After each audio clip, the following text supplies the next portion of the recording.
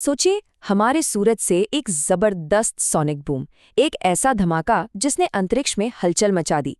लेकिन ये सिर्फ एक धमाका नहीं था। इसने उस पहेली को सुलझा दिया है जो वैज्ञानिकों को, आप यकीन नहीं करेंगे, करीब 100 सालों से परेशान कर रही थी। तो आखिर क्या है ये सोलर सोनिक बूम? आइए पता लगाते हैं। अच्छा, तो सोनिक बूम तो सबने सुना ही होगा, है ना? जैसे कोई सुपरसोनिक जेट जब आवाज से भी तेज उड़ता है तो एक जोरदार धमाका होता है।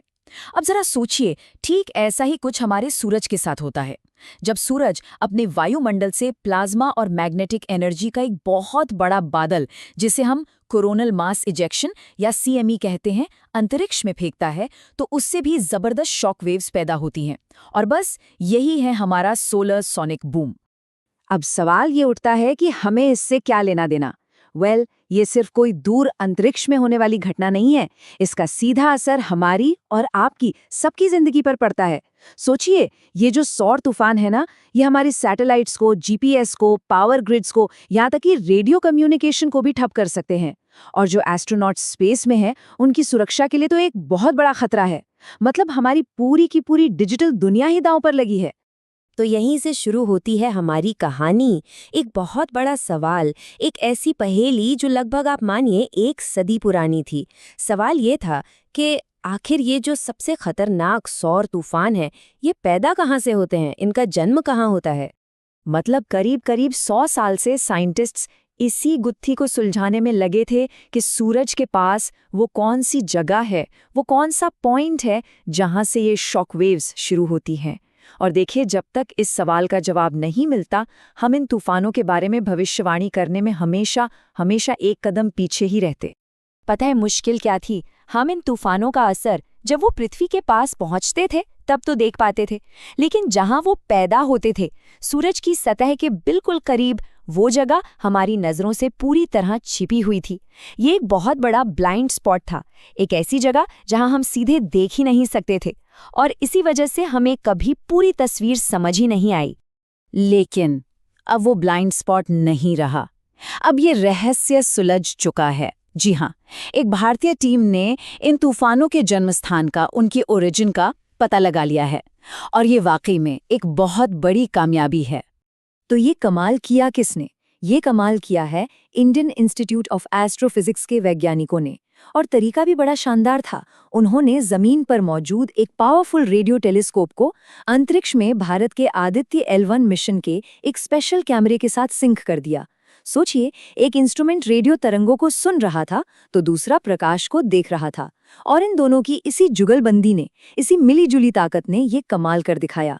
और वो ऐतिहासिक दिन था 27 मई 2024। जी हाँ, इसी दिन साइंटिस्ट ने उस घटना को रिकॉर्ड किया जिसने सब कुछ बदल कर रख दिया। उन्होंने जो शॉक वेव देखी, उसकी रफ्तार आप सुनेंगे तो हैरान रह जाएंगे। लगभग 1700 किलोमीटर प्रति सेकंड। अब जरा इसको ऐसे समझिए, ये दिल्ली से मुंबई तक की दूरी 1 सेकंड से भी कम में तय करने जैसा है ना जबरदस्त? ये तो हमारी कल्पना से भी परे है। और फिर आई सबसे सबसे जरूरी बात। इस शॉक वेव को सूरज की सतह से सिर्फ 1,30,000 किलोमीटर की दूरी पर बनते हुए देखा गया। अब सुनने में ये नंबर बहुत बड़ा लग सकता है, लेकिन सूरज के साइज के हिसाब से देखें तो ये उसके वायुमंडल में बहुत बहुत ही नीचे है।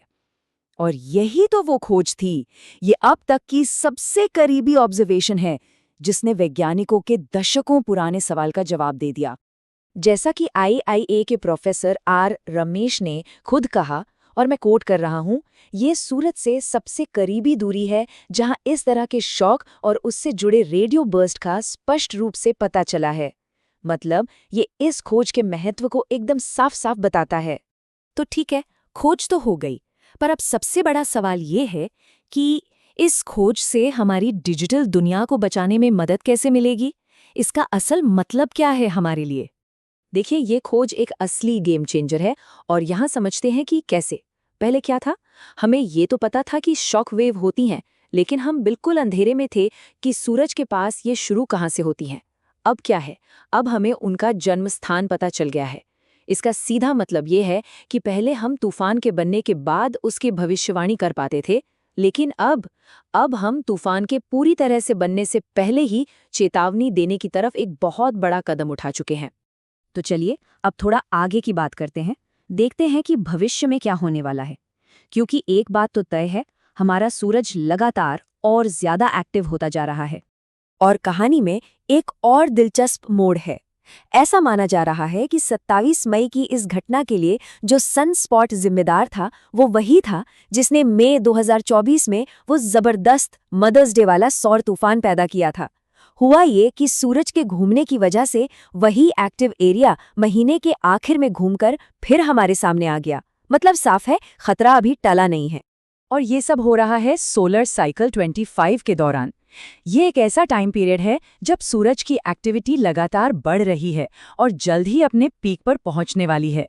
इसका सीधा मतलब है कि आने वाले टाइम में हमें और ज्यादा सीएमई और सोलर फ्लेयर्स देखने को मिलेंगे।